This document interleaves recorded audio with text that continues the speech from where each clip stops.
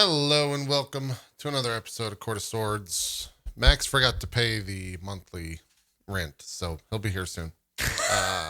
It is what it is. It happens. Yeah, when people ask, "Hey JP, do you pay the cast members?" You say, "No. This is a pay-to-play situation. They pay me, and I allow them on my." It's actually true. Yeah, he has to. Unfortunately, he has to drive like 45 minutes in the random part of town, and it's checks only. We don't allow credit cards. We make it the most. Some guy named Vito in a little office, just waiting to take checks. Make it the most annoying process possible for you to, continue living in that space. So, yeah. No counter checks. Yeah, no counter checks, 100%. Yeah. That's how it goes. Dan, we're gonna start again with you because I liked Dan's movie minute last week. Have you seen any movies this past week, Dan? Yes. All right. I saw the rhythm section. I wouldn't bother with it. It's very boring. Is it about drums? What is the rhythm section? It's about a girl's family dies in a plane crash, like a terrorist attack on a plane. Like there's a bomb and it blows up, and then she becomes a prostitute and gets addicted to drugs. And then a reporter finds her when she's like this and tells her that it wasn't they thought it was an accident, but then they realized it was a bomb. And then she gets trained by a secret agent guy to become a badass and kill all the people responsible. Did you make this movie up, Dan? Is this a real movie? I'm not. I'm looking at the description right now. Yeah. I wish I was making it up.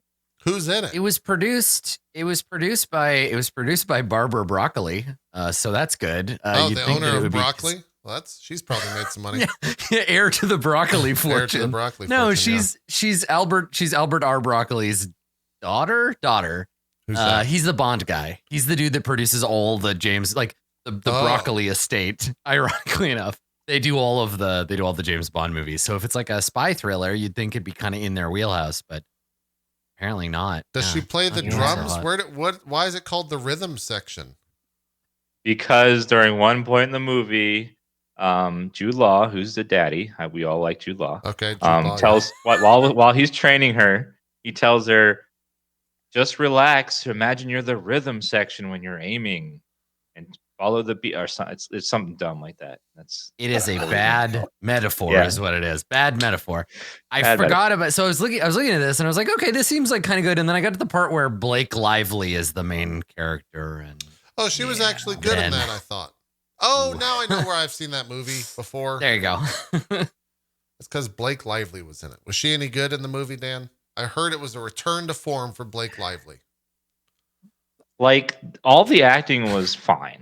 There wasn't any issues with the acting. The story sounded real batshit insane. So is that where it fell short? Yeah, it was just the story wasn't very good. It wasn't really working. Okay. The plausibility was just going real down. Yeah. Yeah. The first three stories that I can find about it are Blake Lively's rhythm section is one of the worst box office flops ever. Box office, Blake Lively's rhythm section bombed because it was no fun. It's good. Then the third one is a story about her and her kids. So, I see. Blake Lively deserves better than the rhythm section. Yeah. Are you a Gossip Girl stan, Adam? Is that what you're trying to say? Is that where? No, I missed Gossip Girl. For me, it was the OC. Gossip Girl was too late for me. I forgot about the OC. Gossip Girl. The OC is my Gossip Girl. Gossip Girl came out after the OC, and I was like, I am done with all of this bullshit. I don't need any more. But I know a lot of people who went right from the OC into the Gossip Girl's a show. That's a hell of a show right there. Gotta watch it all.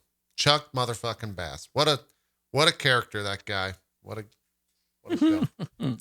I do remember it. I was exposed to it sort of neutrally, but yeah, I don't think I ever watched a whole episode on purpose. I'm trying to think, what was the other big CW show that was on when the Gossip Girl was on? I don't know. I'm blanking. Chat, you have to help me out here. Maybe they just aired the OC and then went straight into Gossip Girl. I mean, Supernatural started a year before Gossip Girl did.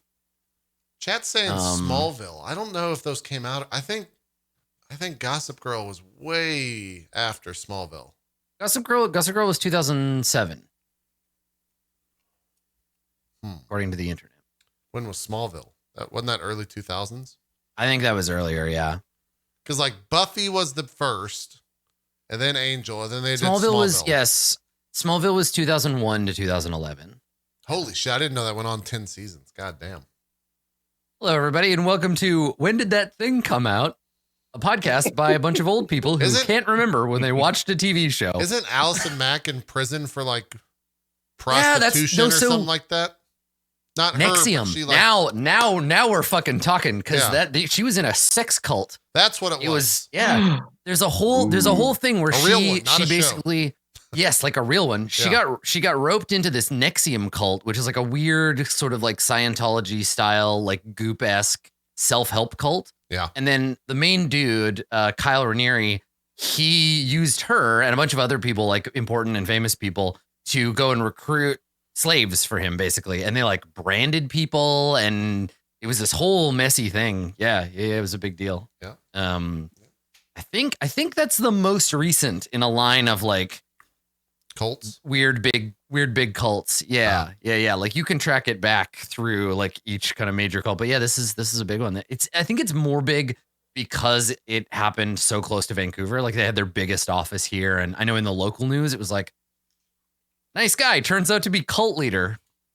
Well, people are like, what? That's how it happens. You know, that's how it happens. Yeah. So that's why the rhythm section is bad. Yeah. You know, cults are bad. Rhythm section's bad. Did you see any good previews, Dan? Any good movies coming out that you saw previews for? Antebellum looks like an interesting horror movie that's coming out soon. Is that a A24 flick? Or is it something else? I don't know what that means. Like the production company that does like Hereditary. The studio that makes it. Lionsgate. Oh, it's a Lionsgate. Flick. Okay. Mm-hmm. All right. Yeah. But I think it has producers in common with either Get Out or Us or both. Oh. Like I think it belongs to a similar kind of like categories of Gotcha. Are you going to see Sonic next week, Dan? Yeah. Comes out on Valentine's Day. Zero enthusiasm, Dan. Yeah. I just have this unlimited pass, so like I don't have a reason not to see it. So I'm like, I might as well. What do you think? Jim Carrey's the only reason I'm gonna see it. Like he's the only reason. Like that. I don't want to shame Sonic fans too much, but I'm gonna shame them a little bit here. I wonder what opening night looks like midnight release for a Sonic film. Do you think that's the odd crowd? Would you like to know about the opening crowd for the Dungeons and Dragons movie midnight release in 1999? I would say that's be pretty fucking similar. If that's not, you think? Was that pre 1999? Or post Matrix? 1999. Nobody gave a shit about Dungeons and Dragons. Like it's the bottom of the nadir of Dungeons and Dragons' popularity. Like even people who loved D&D in 1999 were like, this game sucks. We hate this. And then they made a movie, and it was I don't think I ever saw it. It's bad. I remember the Dungeon I went with Siege my movie, but go ahead. No, that was the thought. I remember the Dungeon Siege movie. Go ahead. I went with like three of my consistent high school role playing group, like because we were still rocking with I think it was AD&D second edition. We were still using that at the time, and we've been playing for several years, and or a couple of years by then, and we were all like, "Oh my god, Dungeons and Dragons! Let's go out and watch Dungeons and Dragons together." So like that's what we did too. And we went and we watched it. We got out of the movie. And I swear to God, we all looked at each other and we're just like, that sucked, right? That was terrible, right? Like, yeah, like everybody was just like, why though? I need to watch it. So in the theater we saw it in, it was me and my 4 players from our D&D group. And then like 4 or 5 other small clusters of teenage boys. There were other D&D groups that had come to the movie. And we all sat separated from one another in the theater. And then afterwards, it was like, I can only describe the effect of the people coming out of the theater as like what I imagine it would have been like surviving mortar fire in World War I. Like everyone was just like, oh, I shouldn't be, I should be dead. This is horrifying. Like we were all just stunned, just shell shock. It was so bad. Huh. I don't know why we expected anything else. I don't know if there's that much crossover though between the D&D fandom and the Sonic fandom. I think there's more crossover between the furry fandom and the Sonic. Like Sonic fandom and furry fandom is like pretty much the same fandom, isn't it? Isn't Sonic like furry culture, or am I just completely? Somebody is going to go to this Sonic movie, and they are going to have the strangest sexual experience of their life watching this film, and it will change them forever. I guarantee it. Someone will watch and be like, wait a second, why am I so turned on by this weird little blue? Oh, I'm a furry. Okay. I don't know if that's the case. I feel like Cats already came out, right? Like Cats already did that to everyone that was going to be affected. The audience of Cats were people who were already furries. What? Yeah, exactly. They already knew. I'm saying Sonic is going to hit people who didn't yet realize. No, that's not true. That's not true at all. When I saw Ian McKellen dancing around that stage as a cat, I knew. It's true. Didn't know Gandalf was a hottie, you know? That's how it goes. That's how it goes. I got Jellicle in the theater. I don't mind saying. Yeah. Now I kind of want to see the Sonic film.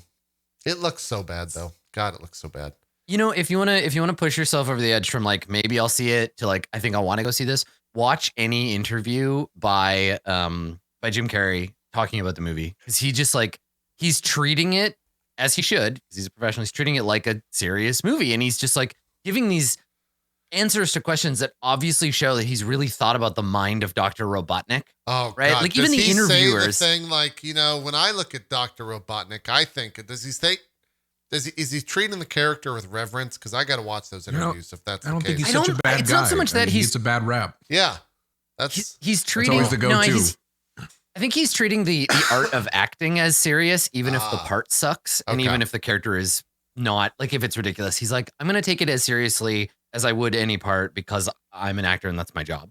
And so listening to him talk about it, I'm like, oh, all right. Like the movie will probably suck, but at least he's putting his heart into it. At least he cares. Who's the, it's nice. Ben Schwartz is playing Sonic, but who's the sidekick? Do we know his name? Oh God, I'm watching, it's fucking Teddy from Westworld, Cyclops, James Marsden. Okay. Cyclops, which makes me hate the movie. That takes all the Jim Carrey points away. Yeah, that's not a good selling point that Cyclops is the sidekick. That was kind of rough. Man, Cyclops just keeps getting shit on. Like they really fuck Cyclops. Why does everybody hate Cyclops? I mean, he's a fucking badass in the comics, but in the movies, he's just a dolt. He's just an idiot. He's a mamby-pamby, semi-upper class polo playing fucking teacher's pet. Is Scott the problem. Fucking Summers, man, even has a shitty It's not name. even really his fault. It's just that the character he gets foiled against all the time is Wolverine, who is universally way cooler than Cyclops. Like He's it's so not fair. It's not even a fair man. assessment. He has arcs. Cyclops has some arcs where he's not a total piece of shit, but mostly he's just like, whatever you say, Professor X, I love you. Let's do it. And then he does something stupid. He's the Boy Scout, so of course he's a piece of shit. Yeah. Big wet blanket. All right. Well, I guess we'll have to wait 2 more episodes to see the Sonic review in the Dan Movie Minute. We'll eagerly await. Dan, I can't wait. I can't wait to hear what you think of it.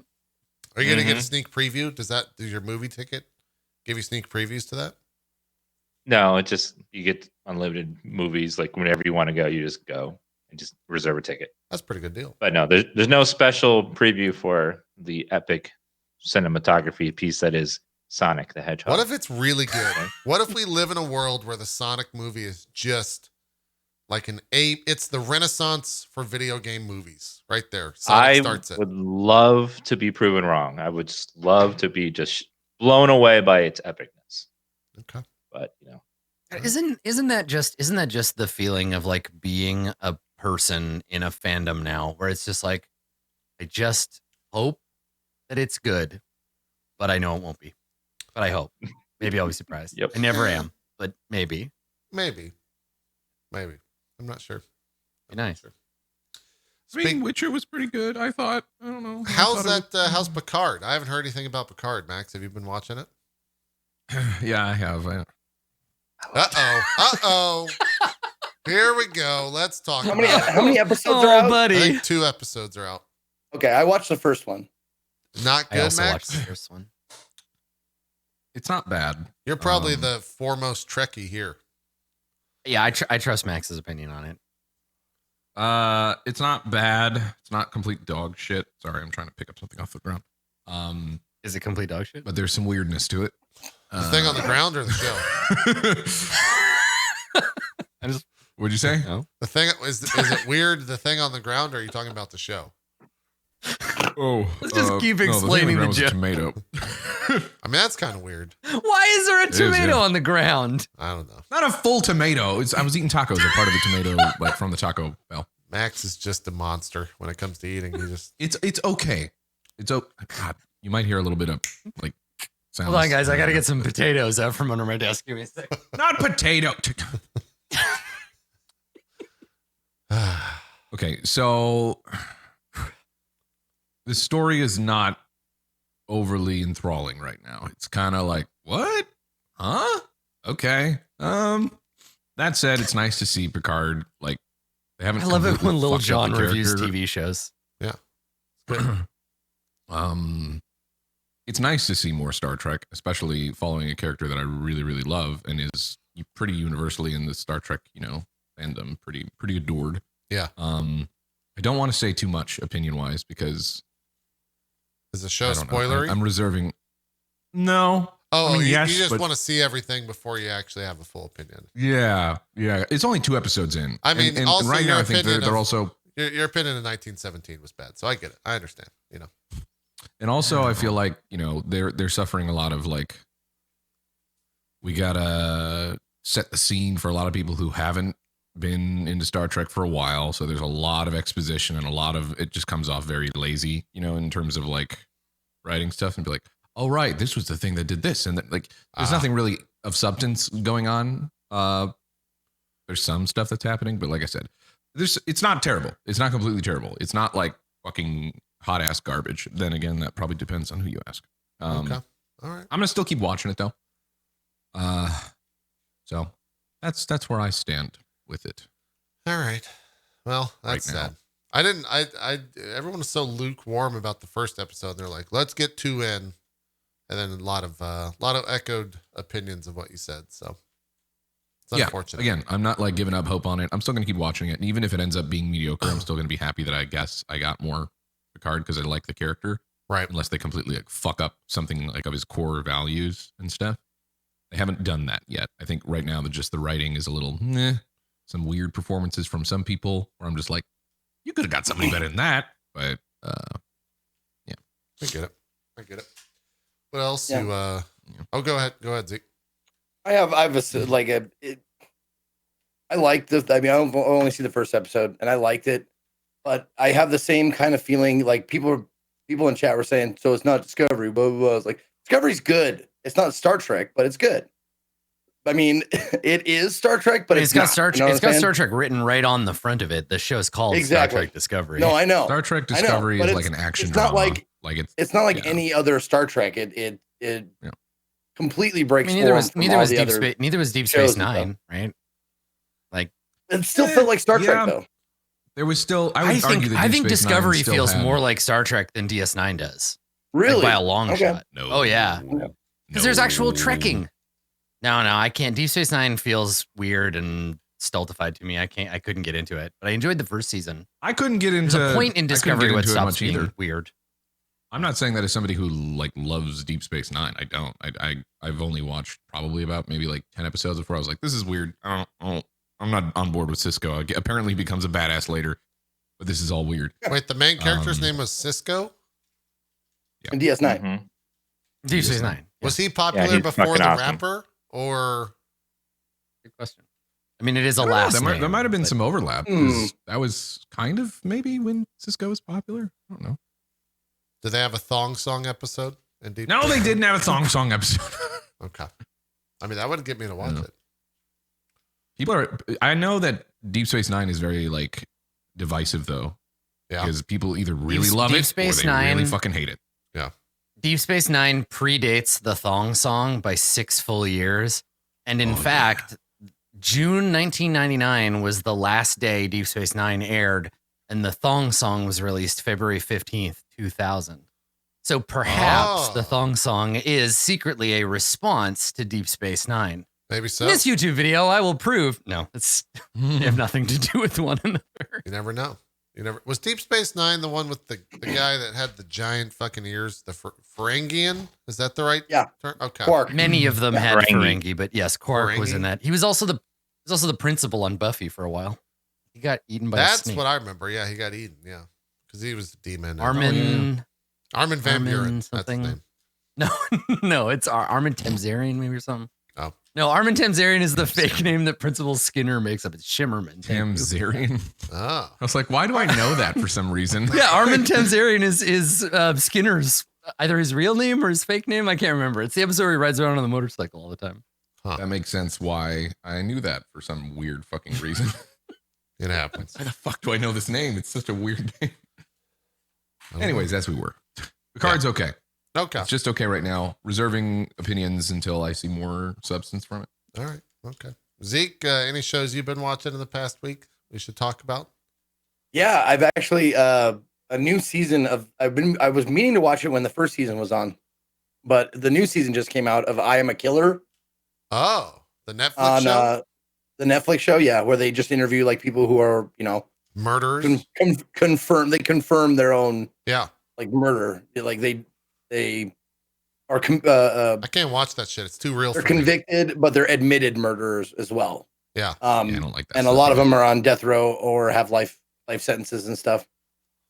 And it's compelling stuff. Like just talk, like watching someone who has admitted to straight murdering someone. Yeah. Talk about like the reasons why they did it, their history, and that kind of stuff. Like what led up to it. Are you sympathetic towards the murder? You're like, that makes sense. I would have done that. Do you find yourself doing that? Sometimes I suppose. Yeah. Like it's hard not to. The human condition, it's hard not to find sympathy with someone who's like, I was like abused my entire fucking life, and it all came to a head when I murdered this guy. You're like, well, something's gonna snap probably. Sure. Like when you lived a life that's just awful, like reprehensible life. Like so you feel a little bit of sympathy for like, people who've just like years and years of just straight up torture as a child. Mm-hmm. But then you realize like, oh, they brutally just brutally killed somebody. So I can't have that much sympathy. Yeah. Yeah. But yeah, it's fun to see like real cheery show. Like them tell their story, and then the other people like that were around the story or knew them or whatever tell like a different story and say like they're lying, they remember it wrong, and then like see them like go back and forth and like kind of like sit there and try to suss out like what the actual truth is. Like, well, this guy's got nothing to lose. He's got life in prison without possibility of parole. Like, do you think he'd lie about this or whatever? Like, it's like, oh, but he might get out because there's this new law, yada, yada, yada. But it's interesting stuff. Huh. Okay. All right. I don't know if Erin watches that type of show, and I'm not into it. She'll watch right before, she'll like get into bed. It's like, time to go sleep. All right, let's watch a murderer show. It's like, what the fuck? Like, no, I can't do this. I'm trying to sleep. We need like some West Wing or some fucking Triple D's or some House Hunters or some shit that's just completely pointless and devoid of purpose. Oh, I don't fall asleep to that shit. Okay. No, if you want to know what I fall asleep to, I think it's called pornography. Like The Planet at Night, or like it's like an animal show. Oh, and it's about like nocturnal creatures, and they had like several episodes about like nocturnal animals and stuff. I can't remember what it was called, but weird. I'll watch that. Like I'll watch science shows to fall asleep. Like I'll watch like Black Hole Apocalypse or that's too much. Anything around like death, I'm good. I don't want to fall asleep. And I'm not talking about the porn. I'm talking about the Netflix show. I watched this really interesting documentary called Black Hole Apocalypse on Pornhub. It's really very in depth. Yeah. Yeah. But yeah, Night on Earth. There it is. I think it's what it's called, Night on Earth. But yeah, it was a pretty cool docuseries about like nocturnal animals and stuff, and they have really cool. They've had really cool like advances in nocturnal cameras and that kind of shit. So you can actually see like, them like in pitch dark. You can see like the thermal imagery of the animals doing what they do. Okay. All right. Is that on Netflix as well? Yeah. Yeah. Gotcha. I rewatched Watchmen again. Have you watched BoJack Horseman? This will be the last thing we talk about. Has anyone watched BoJack Horseman? Is that show? Is it good?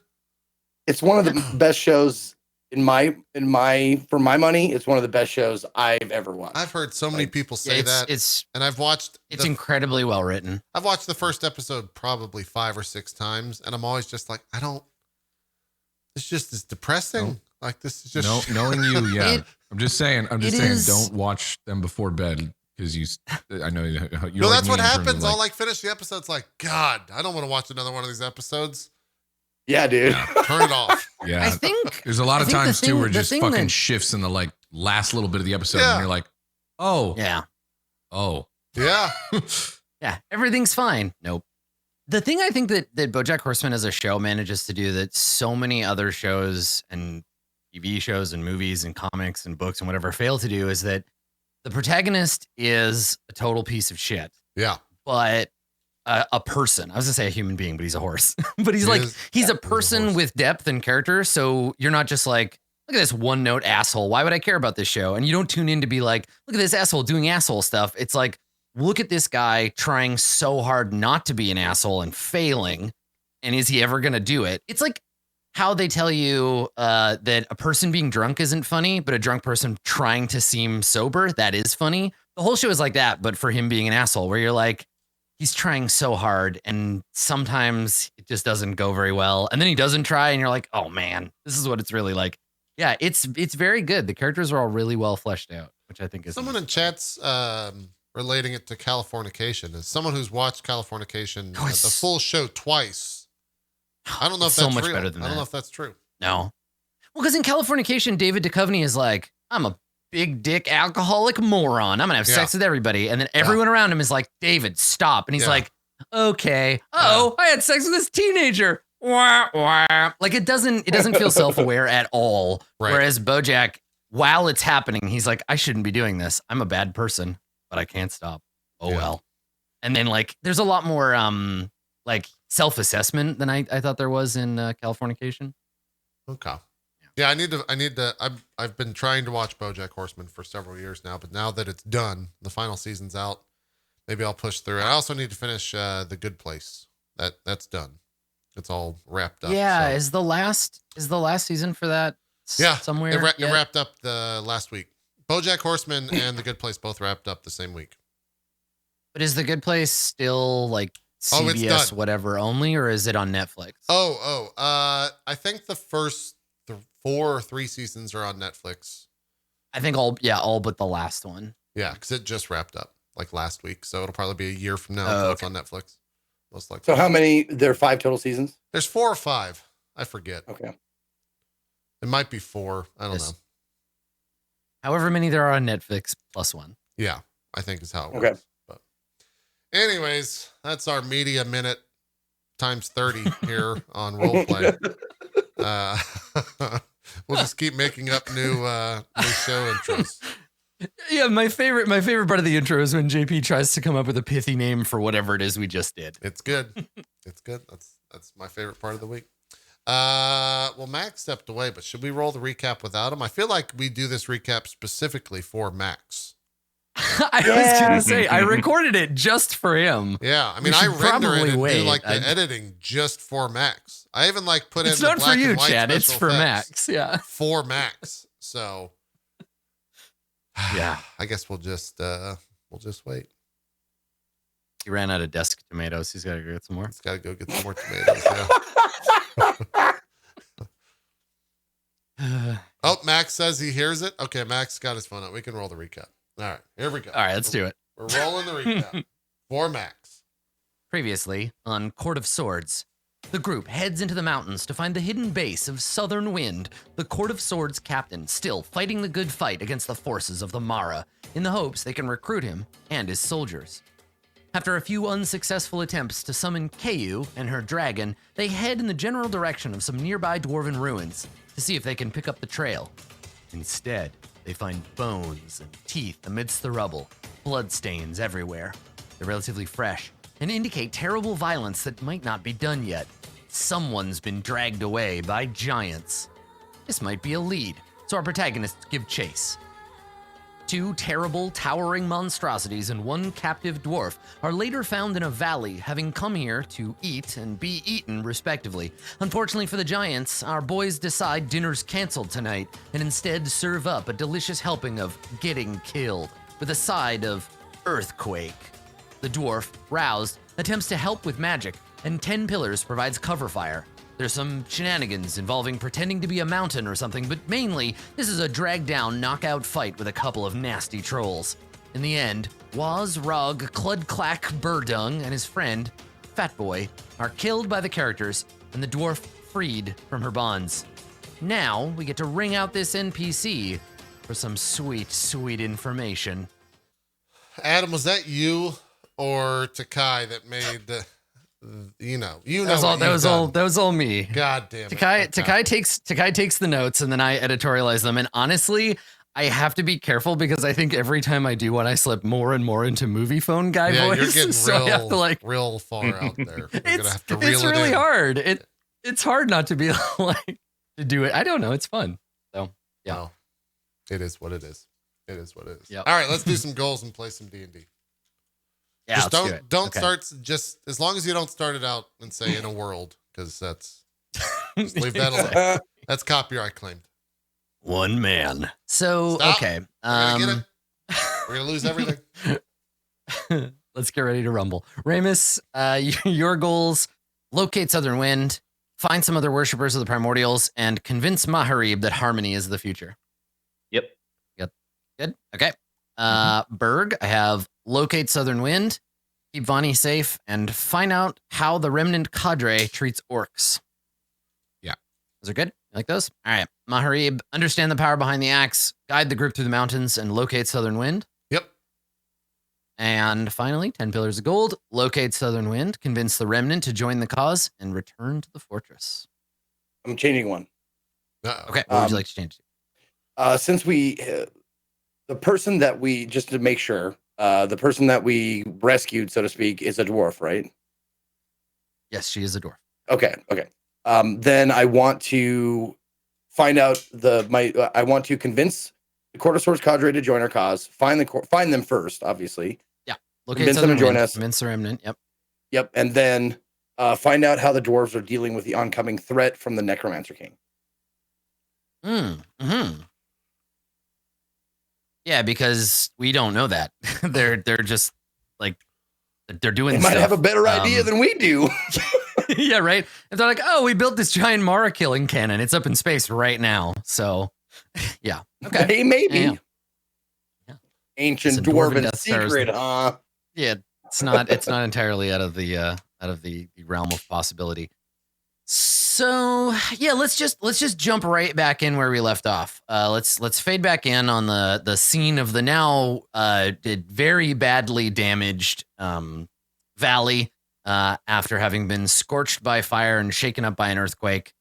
We find Maharib, Berg, 10 Pillars of Gold, and Ramus Krill, and most of you, I guess everybody but 10 Pillars, are coming down from the mountain and towards the dwarf who is talking to 10 Pillars.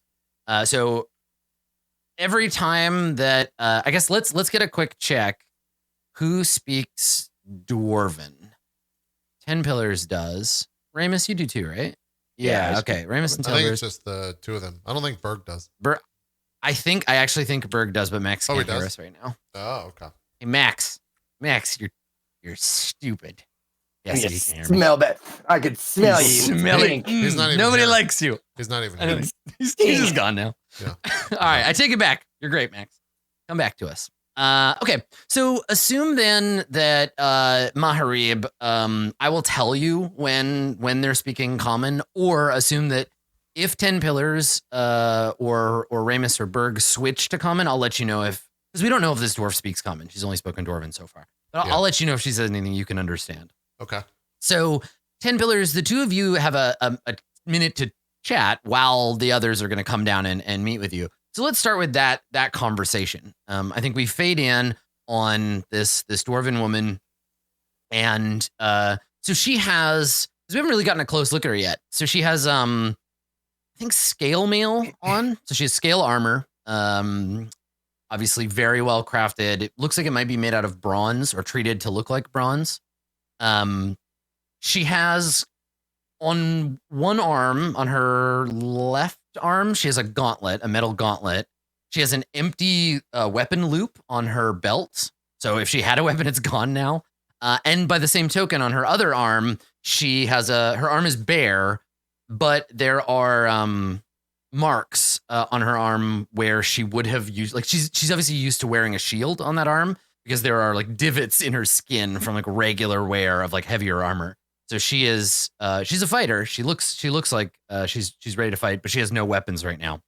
She has like dark tan skin, kind of brownish gold eyes, and she has long straw colored hair that is currently in one braid and one kind of messy metal splattered braid. And she's got blood on her and some bruising. Like she obviously was beaten up and knocked unconscious by these guys. So yeah, she stands up seeing that the fight is over. And she looks up at you, and in Dwarven, she says, I would have your name, human, so that I can remember this debt that I owe you and your companions when the day of reckoning comes. I have no book to record it in, but my mind is strong, so if you'll tell me, I'm sure I'll remember. Well, what about a trade? I don't suppose you have anything to put in this, and I show her my pipe. I've been and she looks running at very it low and lately. She looks at you and she says, your accent is terrible. How long have you been speaking our tongue? I learned a long time ago, but it's been long since spoke it. So are you doing that on purpose as a joke, or is it just like evidence that she's right? I was doing evidence that she's right. Like I didn't know that that was the case, so I'll continue on and in that fashion. I mean, and maybe you don't know, right? Like maybe she's just being an idiot and trying to be mean to you, but she doesn't seem it. She's smiling a little. So when you say that, she shakes her head and she says, no trade. That's not how it works. You and your friends saved my life. I owe you a debt. I'll see it paid. Give me your name. My name is 10 Pillars of Gold. I'm very far away. She says it again. Home. She says your name as if to commit it to memory, but she says it in Dwarven. It's still the same. It's the number 10, the object of a pillar, and the metal gold, right? In that order. Like it's your name, but it's transliterated. And she nods and she says, Good name. Strong. She looks and she sees your friends coming down the hill and she says, you will be the debt bearer. My debt is with you, but owed to them. You can tell them if you like or not. I don't care. Very well. May I have your name? I have no debt to ask or to that you owe. She nods. You may. My open name is Adikur. My secret name is not for you, nor your kind. And you said Adikur? Yeah, it's spelled, I transliterated it into English as ADDI dash capital KUR. And the U has that obnoxious Tolkien little tent over it. I forget what that's called, but it's like it's in a bunch of Dwarven words in Tolkien. But yeah, Adikur. Sure. Okay. Adikur. Yeah. Pleasure to make your acquaintance. I haven't, as you can tell by my speech patterns, I haven't had the opportunity to speak to a lot of dwarves recently. What brings you out this way? An unswung sword gets rusty. You should practice more. You embarrass yourself. I'll forgive you that, but other dwarves might not. You might want to keep your ignorance away from them. My ignorance, as far as your language goes? She shakes her head. Your use of the language is technically proficient, but our culture... She sighs. And she does this kind of like, don't make me explain this to you. She says, humans and dwarves are different. It's the way of things. Yes. And she looks and she sees Berg and Maharib and Ramus coming towards her. And she says to you, do they belong to you? They are my companions. They do not belong to me. They are not being and there's paid, or they are not linguistic slaves. Yeah, there's a linguistic nuance here where when she says belong to, she could also mean like, are you the one responsible for their well-being? The idiom is, are they currency of your account? Basically, like, do you get to decide what happens to them? Oh. No, I am not their leader. We are not. We are friends with a common goal. She nods. Have you sworn oaths? Is this a sacred goal?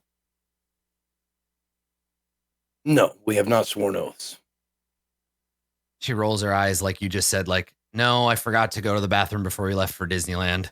So she rolls her eyes at you and kind of shakes her head and she's just like, amateurs. Yeah, okay. Well, as you said, our cultures are different. Dwarves may feel the need to swear oaths, where people that dwell more surface and communally take each other at their word. She nods. I agree. An oath is words. Words made real. That's what the stone is for. And she turns, and this is as Berg. So Berg, you, Ramus, and Mahari walk up to this woman talking to 10 pillars, in Dwarven. Did we loot the bodies or anything before we came down? Because I think I definitely would have at least inspected them before we just like rushed down here. You want that sweet troll treasure? I just want to know if they have like any secret notes on them about where they might be keeping the dwarf. This is my bug collection. Yeah. Yeah, exactly. Yeah, you find like some sticks, a bunch of boogers all balled up and stuffed in somebody's pocket. You find an unfinished manuscript for a coming-of-age drama about a teenage girl in World War II Germany. And then you also find some petrified poop. No, they don't. I mean, they just have like troll stuff on them. They have no, as part of your search, they have no markings that indicate they're part of a larger clan or tribe. They're probably wandering exiles. And also, Maharib, you know what? Make a medicine or a nature check. I mean, I'd be interested because these things are like, if you're gonna examine them, related to Goliaths. Maharib might know. What did you say? What check? Sorry. Medicine or nature, whichever one you prefer. I'll take a nature. I got a +1 in there at least. All right. Crit. Ah, damn. Ooh. Okay. So these are there's two kinds of troll. There's trollborn and there's mutants. These guys are trollborn. Like they were born, they came out of a troll's womb and they are trolls, right? So they're trolls by lineage. Certain giants are more or less susceptible to like the curse that makes you a troll. Nobody really knows what it is. Most people think that it's a sign of like weakness in the bloodline or something. So there are what I think your people would call trollkin, which are basically like Goliaths, halfway between Goliaths and trolls. And when one of those is born, they're the Goliath equivalent of tieflings. They're an ill omen. They're usually either cast out or put somewhere safe to like raise them out of pity or mercy, depending on the tribe's particular behaviors. Yeah. Okay. These ones, it's safe. It's actually safer that they're trollborn because it means that there is no like corrupting magic around that turned them this way. You don't have to worry about being exposed to whatever makes trollkin. So this is actually a better result for you. With a 21, would I know anything of like if these trolls have markings of being or belonging to a larger group, or if they're rather solitary, or you would know. You would know. No, I think you'd know what to look for in terms of like bloodline or lineage. But the fact that one of them is short and rotund and the other is tall and multi-limbed means they're not siblings cousins. They're probably from two separate bloodlines. You could ask them about their tragic backstory, but they're both dead. So, okay. So with all that, can I infer if there would be more in the hills, or that these are likely the only two? they tend to be solitary, but there are two of them, so it's hard to say. Yeah, I don't think even with a 21, like that's all speculation because trolls they don't follow patterns, and there aren't enough of them that anyone can do like a study on what indicates whether there'd be more or not. Okay. Yeah, hard to say. All right. Then yeah. And so maybe you hang back examining them while Ramus and Berg come up to meet this. Sure. This Yeah, new that makes person. sense. And you don't speak Dwarven anyway, so yeah, I couldn't do much okay. in the scene. Yeah. So Ramus and Berg, you walk up, and in Dwarven, the woman says to you, and this is a very formalized Dwarven introduction. Berg, you've heard them before. Though never directed at you, but this one is. She says, greetings, others. I am Adikur. My clan, well, it doesn't matter right now. My oath brothers and sisters, dead. Eaten by those two. I owe you a debt, as do my people. I've sworn the debt to this one. And she says 10 pillars of gold, but she says it in Dwarven, so it doesn't really come out like a name. And she says, I am Adikur, oathbound, for now. I would have your names. I am Ramus Krill. She scowls at you. Ramus, can you make a, and actually, Berg, you can make this roll too. Or hell, all three of you that speak Dwarven can make this roll. Ramus just committed a social faux pas, and I want to see if anybody knows why or what happened. So, insight right. maybe would be appropriate here. All three of you can do it. Perfect. It's so perfect that you've critically failed that, Dan. Thank you. Okay, so 10 pillars, you watch this happen. Berg, you don't notice it. But when Ramus starts to talk, she wrinkles her face, and she puts up a hand as if to be like, shut up to you, Ramus. And she looks at Berg, and she says, I would have your name. Now, the reason she does this, 10 pillars, and Ramus doesn't notice this, the reason she does it is because in Dwarven, names are given in order of most strong to weakest. And so she believes that Berg is stronger than Ramus because he's huge and has armor and a big weapon and stuff. And so she puts her hand up like, no, you don't get to go first. And she looks at Berg and says, I would have your name. I'm Berg. And she squints. She says, and I guess we've never talked about this. Is Berg an orcish name, or did like a dwarf give you that name? Where did you get Berg from? Is that what your mom calls you? Is that your government name? No, Berg actually came from Berg's mentor that I've never really spoken much about. Yeah, okay. Early young age. Yeah. So she kind of makes a face like, I don't recognize that name. And actually, you know what? She's pretty straightforward. She says to you, who named you, Berg? Why does it matter? Puts her hands out. Do you not know the answer? Were you not given a name properly? Me. But you will not say?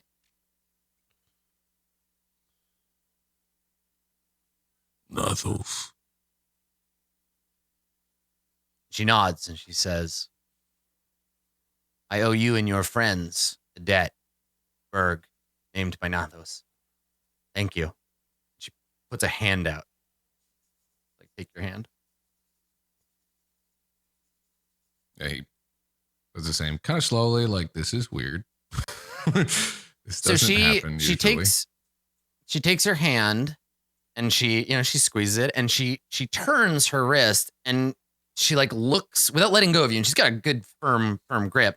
She looks at your wrist. She turns her hand over one way and turns it over the other, and then lets go and looks up at you. And you can clearly see she's thinking something, but her emotions are somewhere behind her stony face, and you can't quite figure out what it is that she clearly like looked at your wrist. And I mean, you've been physically examined by dwarves before. I know she's checking for like shackle marks, right? Mm-hmm. Yeah, maybe. Did you say anything? Looking for marks of bondage. She nods. I see none. Were you born free? Or simply... No. I had marks. No longer. And you are a free man, then. You do as you will. None here are your master? Yes. No She master. nods again. As it should be. And she turns to Ramus and she says, now you may speak. I would have your name. I'm Ramus Krill.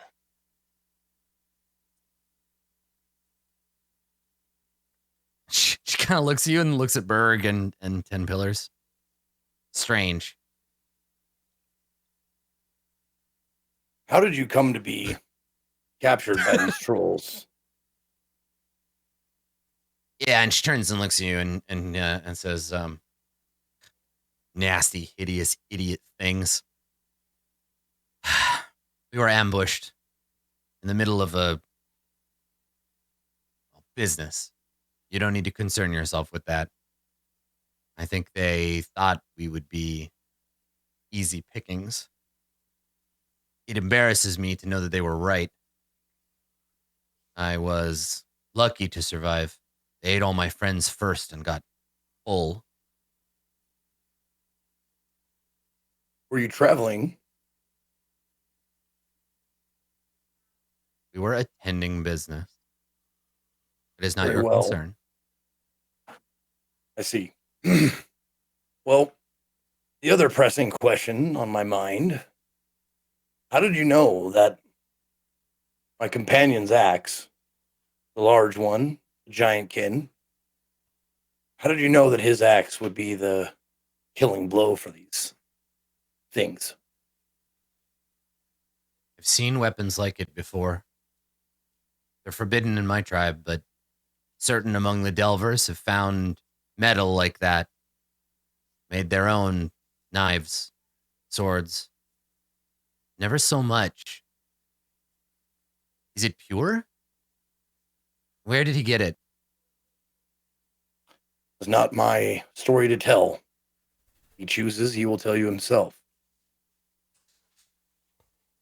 Yes. Since you are oath-bound to us now, what does that mean? Are you going to accompany us from here on? She kind of looks at you like, and she says, no, I have business. I have to return home eventually. Let them know what happened. I would not have to explain these things to a dwarf. You saved my life. I would have died were I left alone with those creatures. In exchange, I owe you a boon. This may come in the form of treasure, knowledge, a service performed. One thing. I am not sworn to you as... And Berg, she turns, looks at you for a second, takes a minute to think about, takes a beat to think about the word she wants to use, and then turns back to 10 Pillars. And it's all in just a second. So she's like, I'm not bound to you as some are to others. I owe you, but only one thing. She gestures and she says, I have only what I carry on me, so... Not a life for a life, then. She shakes her head. No. Your saving me was a choice you made. My life is still my own. Some part of it is yours. I think I know what I'm going to ask for, but let me confer with my companions here and see if they are in agreement. She nods. And then and she says, I'm going to look around and see if I can find any of my things. If you find any pipe tobacco, let me know. And as she turns around, not looking at you, she shakes her head and she says, if we are together long, you will find, she turns around and looks at you, I'm a drinker, not a smoker, and then walks off.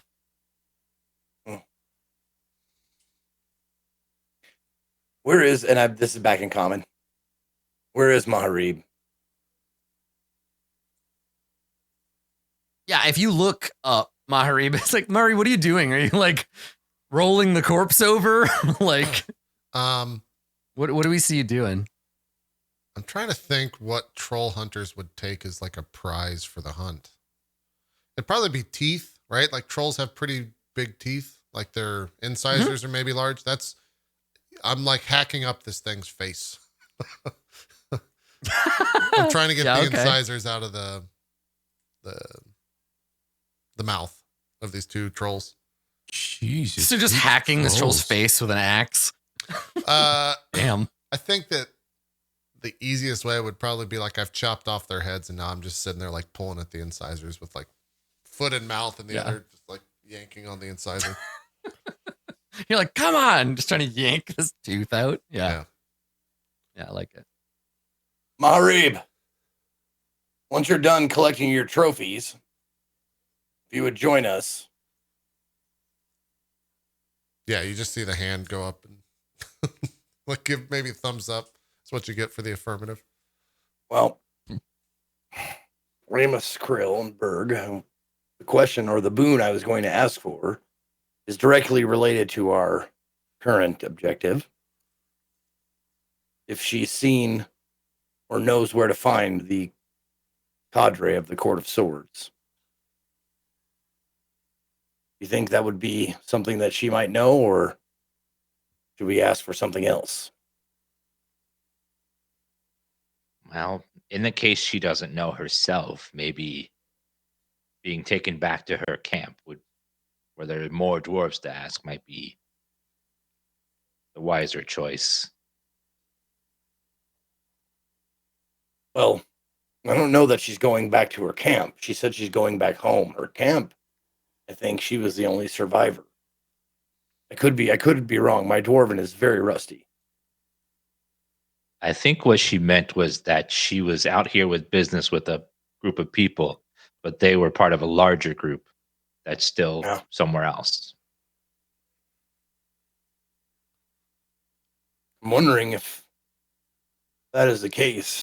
The larger group of people is some sort of response to the Necromancer King gathering and Gravedirt gathering their armies together. I wonder if they have a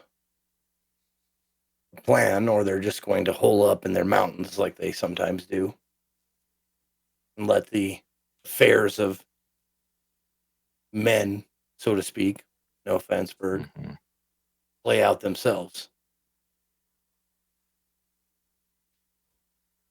Yeah, I don't think I've ever seen a charitable dwarf. They're usually very business and they don't like to involve themselves with outsiders. Well, to get any information from them, would have to deal. Perhaps they've had someone like ourselves return to them and display the veracity of the claim that this is a danger to everything and everyone in its path, including the dwarves, including the Court of Swords, cups, coins, and wands. It definitely concerns them even if they think it doesn't. And a group of dwarves, they are good fighters.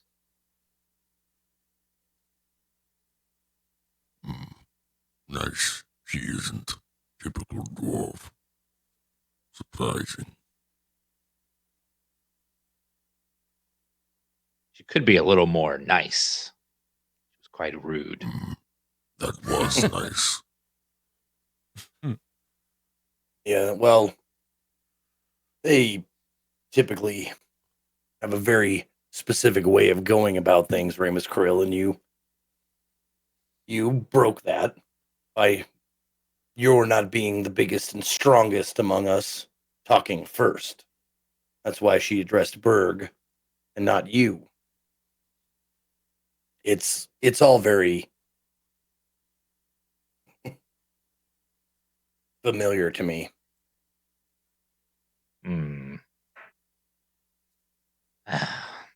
Dwarves. Well, I think we should find out where they're held up, where their big camp is, and then go from there. She didn't seem too keen on revealing that location or their business. Well, I don't think she has a choice if you make it part of the deal. Or we could try to smooth her over and help her finish whatever business she's doing. Help. A dwarf accepting help that'll be something that I would very much like to see. Well, right. And when you say that, when you say that 10 pillars, if you look over at her, she's found her shield. The shield is bent in half, and it's like stuck under a bunch of rocks, and she's just pulling on it and like grunting and like trying to get the shield out from under the rock. And she notices you looking at her, and she scowls and she makes a face like, "Stop looking at me," and goes back to trying to like get her shield unwedged.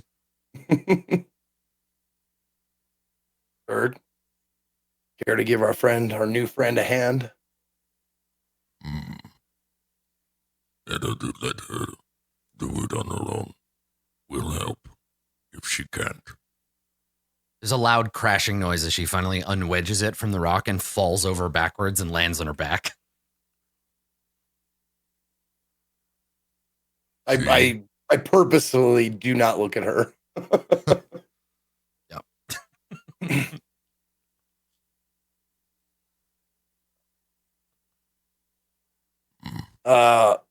So are we in agreement that we ask her where her camp is and have her take us to it? Is that correct? Or at least try. That's my suggestion, but I'm open to anything. Any other ideas?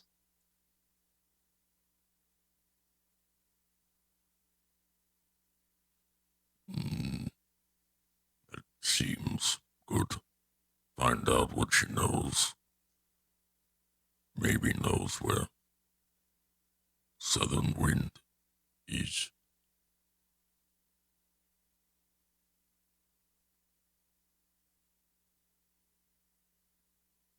Well, let's get Maharib's opinion on this, and if he agrees, then I will redeem our boon. And okay. Yeah, I don't. We just wait for Maharib to get done and join us whenever that happens. Yeah, I mean, I figure Maharib can come walking up anytime. I was gonna say it doesn't take that long to get the fang out of a troll, but it kind of does. There's 5 heads too, so there's more than just. Well, it's the picking that's the hard part, right? You're like standing there looking at all the teeth, and they're all just so cool and tough looking. So you got to pick the best one. Right. Yeah. Okay. He comes back with a necklace of troll teeth. Hey, look, guys. I don't have. I was got trying them to all. think of a way like that I could drill into a fang, but I don't really have the tool for it. So I don't think I have a necklace yet. That's the plan. Is to at least make one. Yeah. I think I just a minute or so passes and I'd join up with you guys. I'm probably covered in. What color is troll blood, Adam? Blue? Black. It's just black? Okay. Yeah, I'm just covered in definitely black. Yep. Black blood from having ripped or cut off these looks heads. Scary. You're a huge muscly dude. You got this nasty axe. You're covered in blood. Yeah, it's an impressive sight. Yeah. I think that Maharib, as you walk up, probably the dwarf has finished with whatever she was doing and turns to come walk over. But if it looks like you're having a private conversation, she doesn't. She'll stop and be busy. I think I just walk up to the group and say, "Is the dwarf friendly? You spoke with her?" Yes. I think that's a her. I can't actually tell. She is. Well, and we talked about this before that dwarves, and we know that, and I'm basing this on some very, very like broadly recollected. I guess I could look at the art. Dan, help me out here. Bairn didn't have a beard, right? Or did he? I can't remember. I think he had one. I think But he was kind of a younger dwarf, so he just had like a smaller. Oh, that's right. He had a short, like yeah, okay. Beards are not the indicator. I think some dwarves have them and some don't, but it's the way they speak that self-identifies their gender. So yeah, you can't tell just by looking at them. And also, Maharib, you don't have the linguistic apparatus to understand that anyway. Yeah. So yeah, you did hear 10 Pillars refer in common to the dwarf as she, so that's a safe bet for you. okay. You wouldn't know that. Okay. Otherwise, I still say the same thing. Like, what have you spoken with her? What you say? What they say? Yes. Blah, blah, blah. She has a debt to repay us. In her own words, she owes us a boon for saving her life from the trolls. And we were just discussing what we should ask for. It seems that her group, her oath brothers or sisters, or I can't remember exactly what she said, but they were all eaten by these dwarves, killed and eaten. But it seems she came from a larger group. And we inquired about her business. She was not very forthcoming with that business. Doesn't want to discuss it. But we were thinking about what to ask for the boon. And I suggested that maybe we ask if she knows where the remaining Court of Swords soldiers are located. And Ramus suggested that maybe we inquire as to where the remaining dwarves are and have her lead us to them. Makes sense to me. More dwarves we can talk to, I assume, the better. So,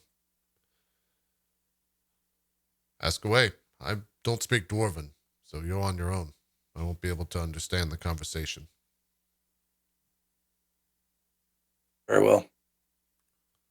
I will ask her to lead us to the remaining dwarves so we can inquire amongst them as to the location of the Court of Swords soldiers. All right. And I kind of like, I think about like what, like dwarven social norms and that kind of thing, and how to address someone or how to get their attention without seeming like an asshole. Like yeah. So however I do that, that would be nice. Yeah. So, I think by your own admission, it's been a little while. Make an intelligence saving throw. Well, let's see how. Let's A, get some use out of intelligence saving throws, and B, let's use that roll because no one ever gets to do it. Hot damn! 23. Look at that, 23. Okay. Oh, also because we don't have a replacement system, if you don't already have inspiration, everybody make sure to mark it at the beginning of the episode. Right. Okay, so you got 23. You know what to do. Technically, there is a ritualized diminutive that you should be using for her that has no real translation into common, but the form of address is it translates loosely to like one who owes me a debt, right? That is the appropriate way to address her. It's not disrespectful. It's not mean. It's just like you who owes me a debt. It's to remind both of you of the bond. She's going to call you by a dwarven title, meaning like one to whom I owe, but no one else will really have the context for that. Berg, for you, that context is a bit skewed. So it's going to sound to Berg like 10 Pillars is talking to her like she's his slave. It's the same linguistic stuff. So 10 Pillars and Ramus, I mean, it's up to you, Max, but you might see Berg kind of make a face or like tense up a little because it's the same. He might same just language. like raise his eyebrow a little bit, and then just maybe he realizes like there's some weird stuff going on. Yeah, like maybe it's not intentional. It doesn't seem like it would be. But yeah. Okay. So you know how to communicate with her properly. Detor Adikur. I may have your presence. I have the boon that I want to request. And she nods, comes over, and she says, well, you hold the purse strings. What do you desire? We want you to take us to where your dwarves are located, where the rest of your people are. We will join you on your journey. That is the boon I request.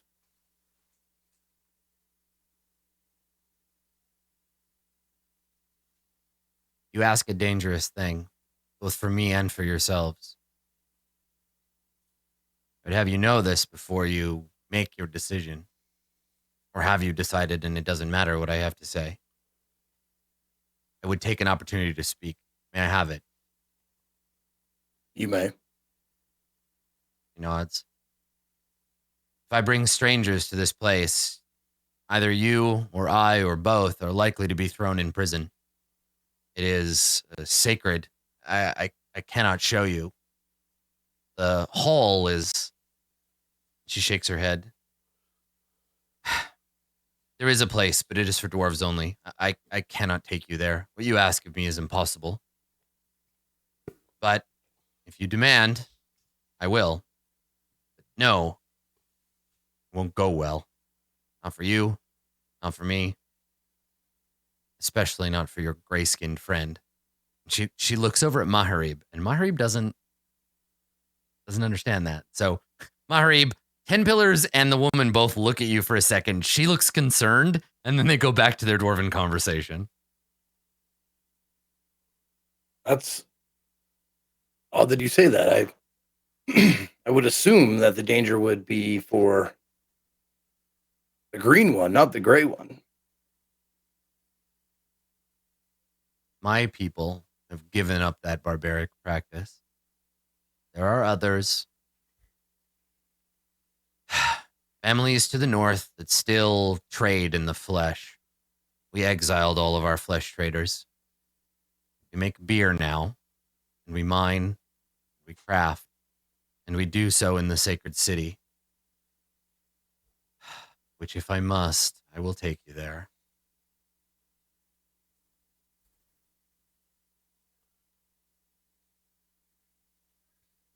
Is there no precedent for non-dwarves being there? Ever? There are among us those who have your stature, but they are of the family, invited guests. They have earned their way into that place. Has it not occurred to you? So she turns to 10 Pillars. Says, has it not occurred to you, human, the reasons why our kind are so rare now among yours? This is a withdrawing, time of removal. We've gone for a reason. It's not the being there, it's the bringing you there without permission. Do you not have the power to make us invited guests? You asked me to compound debt upon debt. I'm merely a second circle brewer.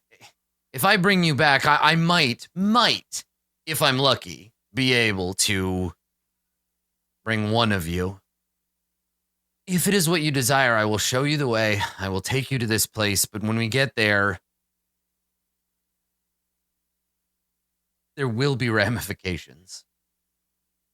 What if we help you finish your clan business? She makes a sad face, and it's the first time you've seen that particular emotion. It's the most she's gotten above like mildly annoyed, and she looks at you and she shakes her head and she says, my business cannot be finished.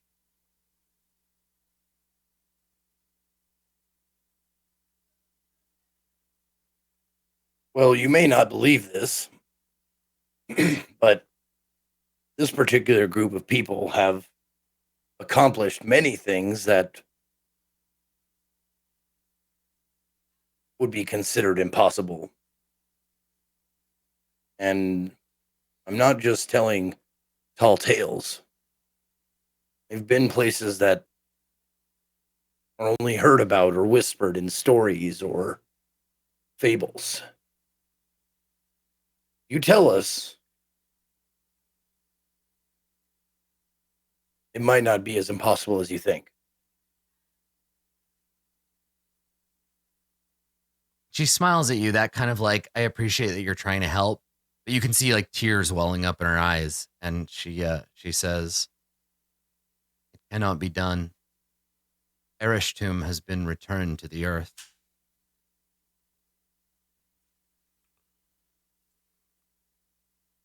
I'm going to history check that. Can I do that? I mean, you and Berg and Ramus all recognize that it follows the basic structure of a dwarven name. It's talking about a person. Okay. When dwarves say that a dwarf has returned to the earth, they mean they're dead. They're gone. Right. I thought it was a place though. like it's got swallowed up like an earthquake. Yeah. Or No, it's whatever. the place. It's the name of a person, but it's good that you asked, right? Okay. Yeah, she says Ereshtum has returned to the earth. Oh. And I think in that moment, whoever has, no, you know what? I'm just gonna pick somebody. Berg, you notice that she has a tattoo. And this is not abnormal. Dwarves have lots of tattoos. She has a tattoo on her face, and it was covered mostly by her hair, but she's rebraided the one side so you can see it now. So she has these lines coming from her eye, and it's not finished. It's basically it's like an engagement ring, but it's a face tattoo because they're dwarves. You're supposed to finish it together when you become bonded, but she just has this unfinished face tattoo. And maybe you notice it when she reaches up to like wipe a tear out of her eye. And she says to you, 10 Pillars, when she says Ereshtum is returned to the earth, it's like a done deal. Book's closed. Game over. Oh, is simply just a death standing in the way. I can fix that. She shakes her head. Dead is dead, Ramus Krill. I would think, coming from the valley, from the jungle, you would know the dangers of bringing the dead back. Ereshtum is gone. I must make my peace in my own way. Do not tempt me with necromancy. This isn't like that. This is bringing him and his spirit back to the realm, if he so chooses. She mutters, it's not a curse. It's like a word to ward off evil. It's the equivalent of like, get thee behind me, Satan, right? So she mutters this like dwarven thing, and she looks at you and then looks at 10 Pillars and says, what does he mean?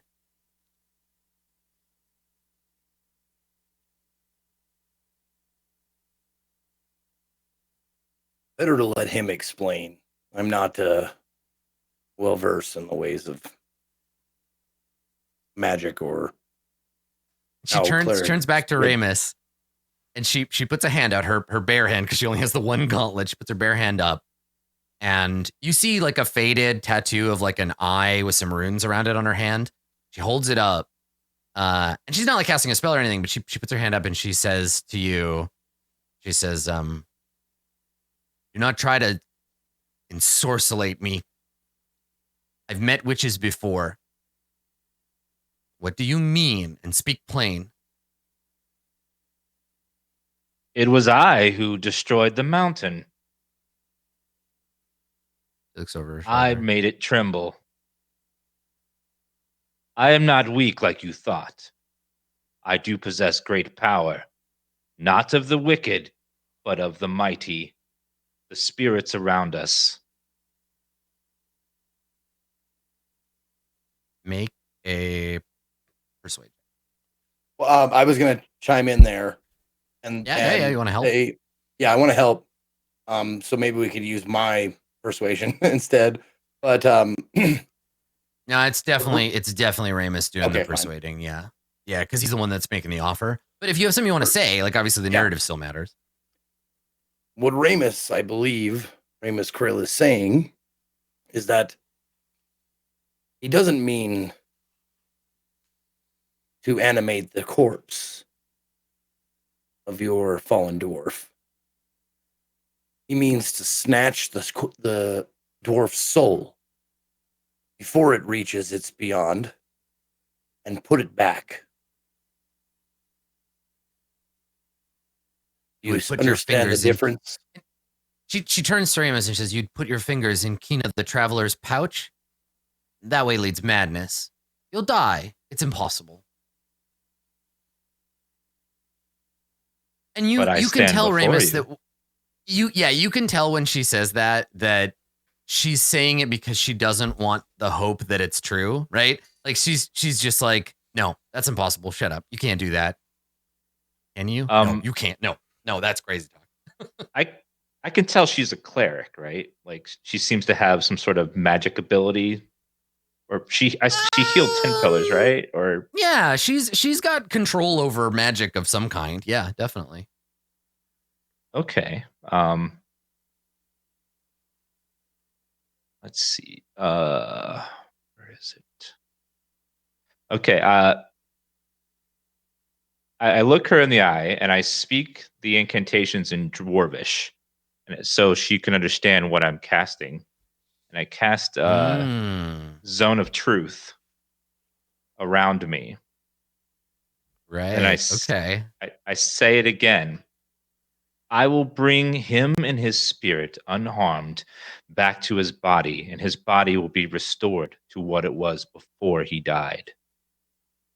I will, from wherever the soul is, or you believe, it shall be returned to his spirit. I speak no lies, for I am under the spell. Yeah, and I mean, the fact that you speak Dwarven and that you said the prayer in Dwarven, like she recognizes it. You basically give her a free like Arcana check, and she looks at you, and then looks at 10 Pillars and looks at Berg like, this is like she's having a hard time processing it, and she whispers, she says so quietly, she's like, but it's forbidden.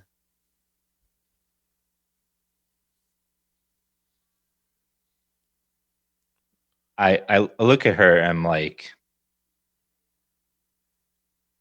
come on, forbidden.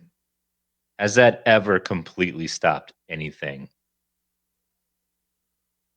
That sort of magic is only reserved for our leaders, for those who must remain, and even then, do you not love him? Is he not bonded to you more than they are? You serpent, Ramus. You're right. With the fruit. All right, let's get that persuade check. So 10 Pillars, what do you have? It's a D6 and advantage, right? Because you're helping, and then your help is extra good. It says, well, I don't lend advantage, but I do give a D6, a bonus D6 to the D20 roll. Okay.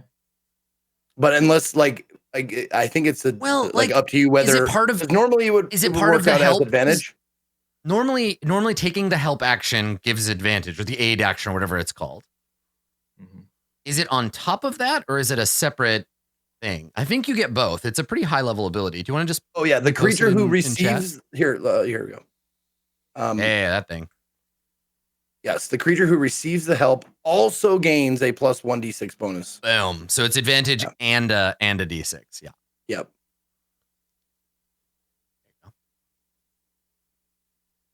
Yeah. So go ahead, Ramus. Okay. Make that check. All right. And then add a d6 to whatever your highest die is. Okay, 16. It's another 21. Okay. Pretty good.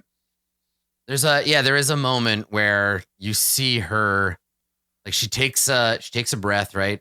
She breathes in through her nose, breathes out through her mouth, tries to like calm her pounding heart.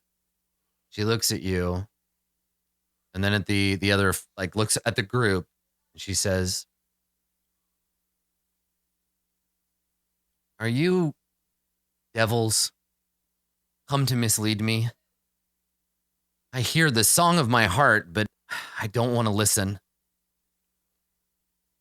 We stand in the circle. You have to answer true. You mean me no harm by this offer." I kneel before her and I speak to her on her level. Like, I don't know you. I don't care about stealing your soul, tricking you. I just want to save this world from what you told me earlier, what's happening in that valley. It's going to consume the people in the valley and then spread into the mountains and consume all your people too. We have to stand united, all of us. And if saving your friend, if saving the love you had helps us in saving the world, then it's worth it to me. That's all I want, is to help you so we can help the entire world. I mean, she knows you're not lying to her. Also, 10 pillars. Mhm. Can you, I'm curious, can you make an Arcana check real quick? Yeah, you bet. Okay. I actually put points into this so I can roll it on my cool thing. 19. I got 15. 19. Okay. Yep. So it's only a second level spell. Ramus and Adikur are standing in the circle of truth. Mhm. Are you in or out? Are you standing on the outside of it or the inside of it? And also, It's a like, 60. if you're oh, in, wait, no. no, it's a 15-foot radius. radius. Yeah. 60-foot range. Okay. No, like, I will make a point to step into it. Is not being able to lie like anxiety inducing for a person like 10 pillars of gold? No. And this is the reason. Because the truth can be told in a million different ways. And I'm versed in most of them. Spoken Right. like a true liar. I know, Right? yeah, Many like such facets of truth and open to Well, interpretation, it's like that, really. like that Futurama, like, he's technically correct. The best kind of correct. Like, well, it's he's just good like at doing yeah, that shit. That's it. That is a skill, right? And it is this thing where you're like, I mean, it's definitely not like the first time you've ever been forced to stand in a circle of truth and, like, you know, give your testimony. Right. Yeah. Yeah, I like it. Yeah. But I Okay. step in, I kind of like get a shiver from like, okay. Yep.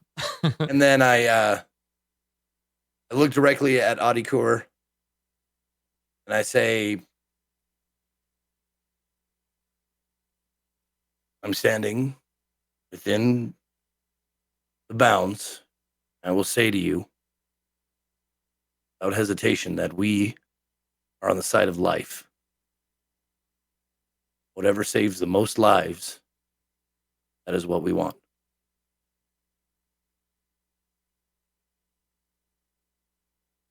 Yeah. The whole situation is very confusing and upsetting to this woman. But now all she can think about is that maybe all of that, like, grief and sadness she was getting ready to process, maybe she won't have to.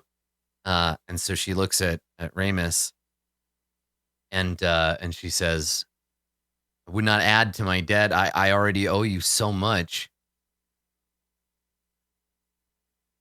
What would you demand in return?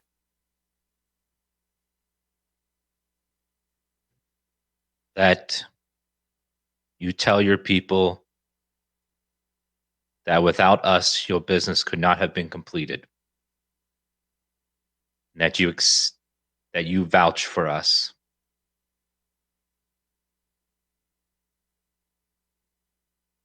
She nods and she says, real quietly, she says, I will do this if you bring them back to me.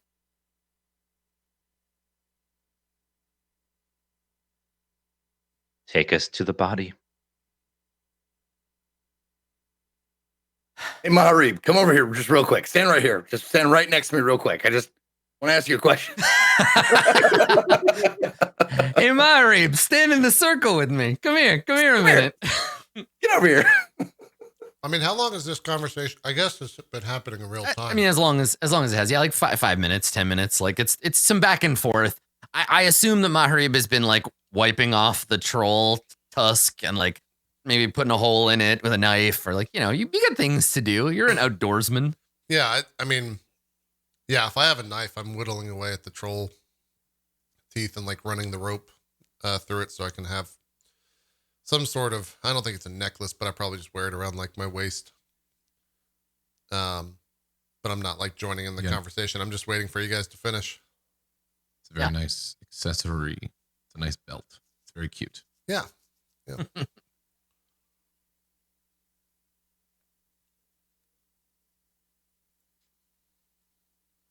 Very well then.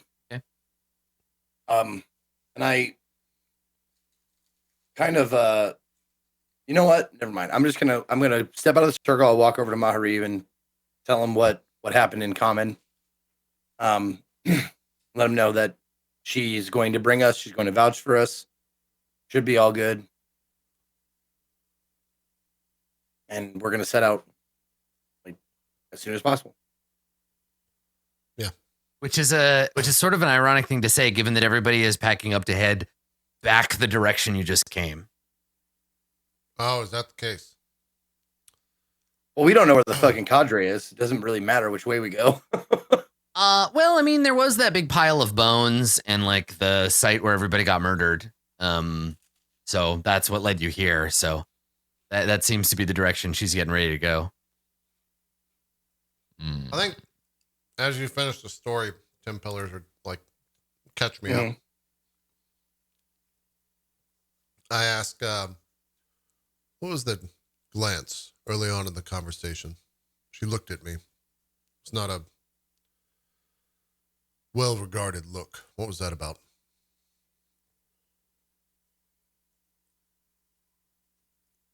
There may be a problem with their people and your people. I'm not aware of any sort of conflict, but the eyes that we gave you were because she mentioned that you might cause a problem. I don't know how big or what the history is. I don't know of any issues between Goliaths and dwarves. If it becomes one, we'll have a conversation. We can ask on the journey for sure. Did you ask to see if she knew who we were looking for before we're setting back forth where we came from? I did not. Might be worth it. I agree.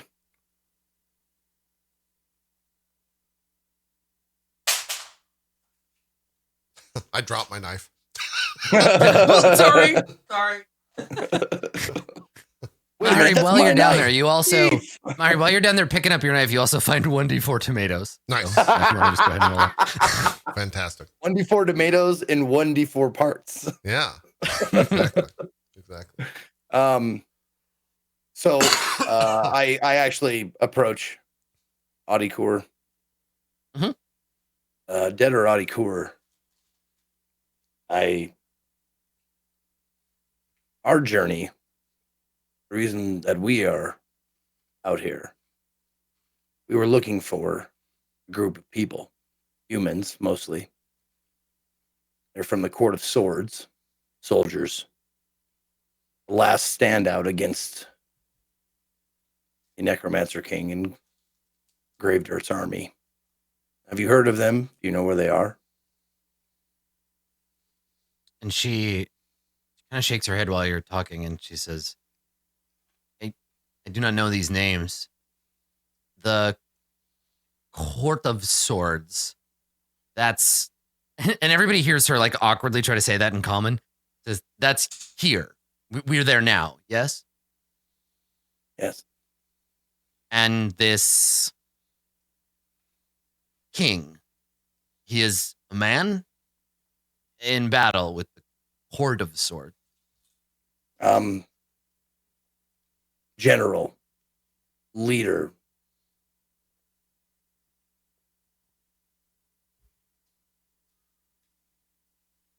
That's who we're looking for. She shakes her head and she says, things have changed here over time. We've seen from the mountains. Humans are in a bad way. Darkness spreading. This king is responsible. Oh, yes. The valley, the dead. The king is their leader. We look for the army that has fought them. There's not many of them left. Small group. She nods. I remember him. Short-sighted, flighty, arrogant, like most humans. I mean, no offense. You know this is true. Yes, we saw him, Batranunt, before the ruins. He came looking for warriors for his cause, like you do now. And he said no. This was not our war. The rivers are poisoned, but not the lakes below ground. You speak our language, you must know our ways. We've weathered human wars before. So, that is what we told him. We would not come. This was not our fight. And we returned. He was right. Batranunt fell. Some of our warriors went to join him. I do not know where he is. You might find the answers you're looking for in the stronghold. And Batranunt, is that was a former stronghold that fell? I don't know if you know that. Okay. I will ask that then. It's pretty niche dwarf knowledge, but you could ask her. Batranunt, is that a fortress, a hold? Way station, resting place between strongholds. It used to be part way between the stronghold in the mountains, where I will take you when our business is done, and another, now long lost, belonged to a queen of old, built in a mountain of fire. Lost to us now, though.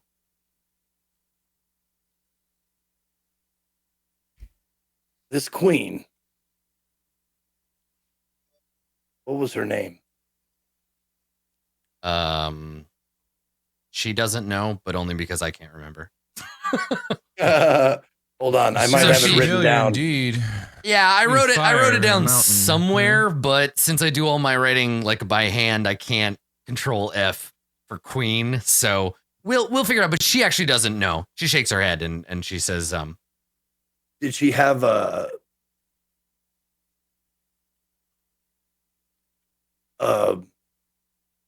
was she known to carry a scepter, a jeweled scepter? No. of course, she was a queen. All of our royalty are adorned. Is the way of things. And she holds her hand up, and she's actually got, and maybe Berg, this kind of reminds you of, you know, when you gave the hug to Vani and she ended up with that weird pearl like in her. In the same way, the dwarf holds her hand up, and you can see there's a like an amber colored gemstone that seems to have like been fused with her hand, on the back of her hand. She holds it up. She says, "You see, my adornment has begun as well, though I likely will never reach the levels of king or queen." How did you get that? She says, "I earned it."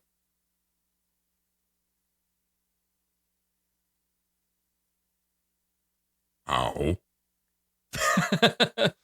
And she chuckles and she says, brewing. It's what I do. A gift I was given at birth. When the choosing came, the priest sent me to the brewery, and I make beer. Good beer, too. This was my reward, an adorning, my first. We were going to open a brewery. Make more, but...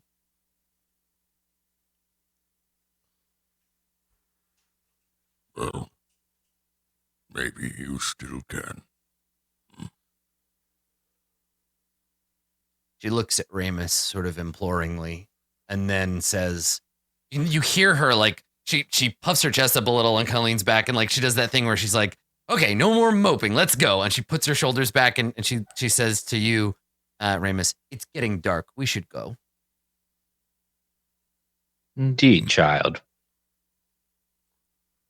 And she turns to Maharib, but looks at 10 Pillars and says, he doesn't understand me, does he? He does not. Do I know they're talking about me? Yeah. I mean, she looks like she's about to address you, but then she's like, wait a second. And she turns and she's talking in Dwarven to 10 Pillars. Okay. And she I'll says, translate. I never learned your trade language. It's fine. I can translate. I have no problem with that. She turns back and she looks up at you, way up at you, Maharib. Yeah. And she says, my inability to speak to you directly is no indication of my respect or lack of it for you. I wanted you to know that.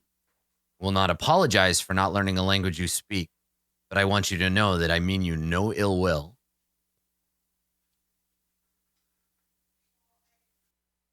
I relay that.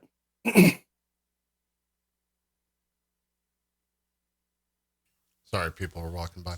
I think I put my hand out to like,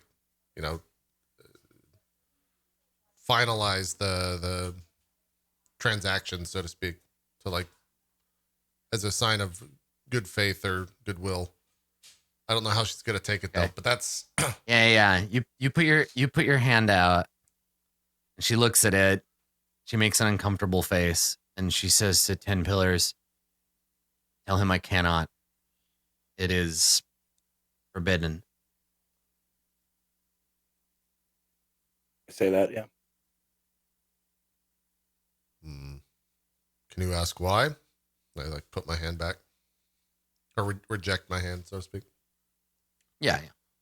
Respectfully, he asks the reason. She shakes her head. Forbidden. I can't. He'll understand if we go home.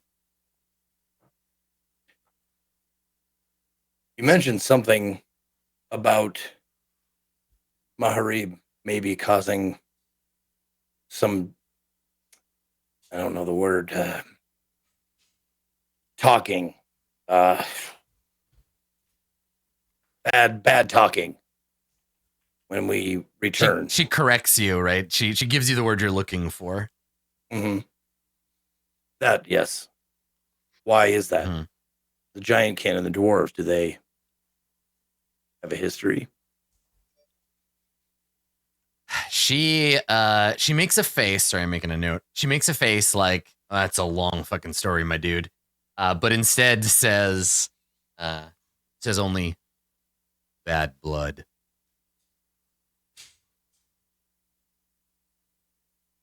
Well, Maharib is unaware of any bad blood himself. I asked him, and he has no memory or experience with it. Not him, his people, and mine. Much bad blood. Debts to be paid there. And she turns, and in Dwarven she says, Huberg, debts to pay to you as well. You'll see. I look at Maharib and I say in common, the reason why we were glancing at you during our previous conversation,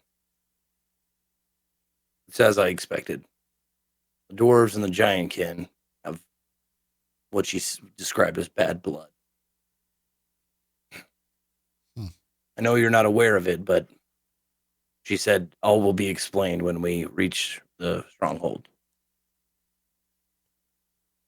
Let's hope it's not part of what I've forgotten.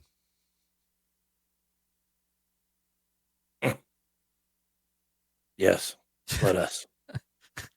You get there and there's just a giant statue of Maharib like ripping people's heads off, covered in blood, and it's got huge horns and devil wings. And like, so you see the problem? He's literally Satan. So, all right, yeah. Are we ready? Are we going? yeah. So that's the question, right? Like, do you wanna set out and try to get, like, if you leave now and you don't get lost and there's no trouble, things have gotten shaken up a little bit. So the path on the way back might not be the same on account of, I don't know, an earthquake. But you figure if you leave now, you should arrive right at like nightfall, basically. It'll be dark when you arrive, but you have very little margin. You're going to have to hustle. I think Maybe so, we'll yeah. find treasures that have been shaken Okay, loose so by the we'll earth. arrive at the stronghold like in less than a day.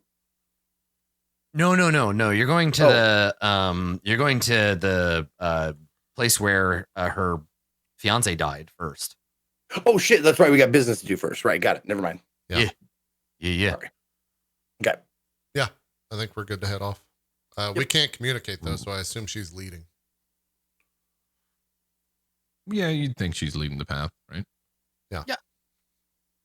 Well, actually, she was dragged here unconscious, so she has no real idea of where she is. So I think maybe then, yeah, she's like, all right, let's go. She looks around, makes a face, rubs her chin, and just kind of stands there, like looking around, like, Is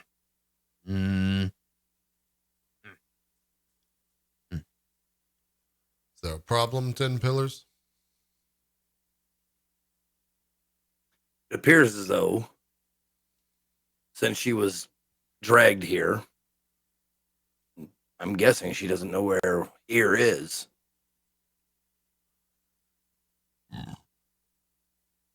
Where did where did they fall? You speaking to? you say that to her. I keep saying Ati, like from Control. I know that's like part No, it's Adi, Addi, Adi Kur. Adi Kur. Yeah. Adam, I don't. So you said to her, like, where did he die? Yeah, she turns and she says to you, I don't know, I was unconscious. How did you find me? Did you follow tracks? We could go backwards if you did. Yes. We did. We can follow the trail. Yeah. So Maharib, you were everybody kind of turns to you because you were the one that led them down this trail. So. We need to backtrack, Maharib. We need to follow the trail back to their camp. And then from there, she can lead us where we need to go. All right. Very well. I start taking the steps back. Yeah. Okay. All right. So yeah, everybody follows Maharib into the swiftly darkening night as you head back in the direction of the bone pile of the dead that you found. Maharib, can you make a survival check? I just want to see if you run into any trouble on the way. And I'll give you guidance for this roll. Is that just a D4? Yeah. All right. Yeah. Cool. 15. Hey, not bad. Plus 3, 18. All right. So you'll be able to make it there without too much trouble. Ramus, I don't want you to like spoil your plans or anything, but ponder, perhaps while we take a break, ponder the spell that you intend to use and what it requires, because if this guy was killed by trolls, his body might be spread out over several sites. But if you don't need anybody at all, like I'm not sure what you have planned, just something to ponder. And I think probably because there's no interruption, we arrive like the last shot before the break is everybody kind of cresting a little hill. And then you see down below you the charnel field where these dwarves fought and lost against the trolls. Cool. All right. Let's take a break. Yeah. We'll be back in about 5 or 6 minutes with more Court of Swords for another 2 hours right after this. We'll see you guys then.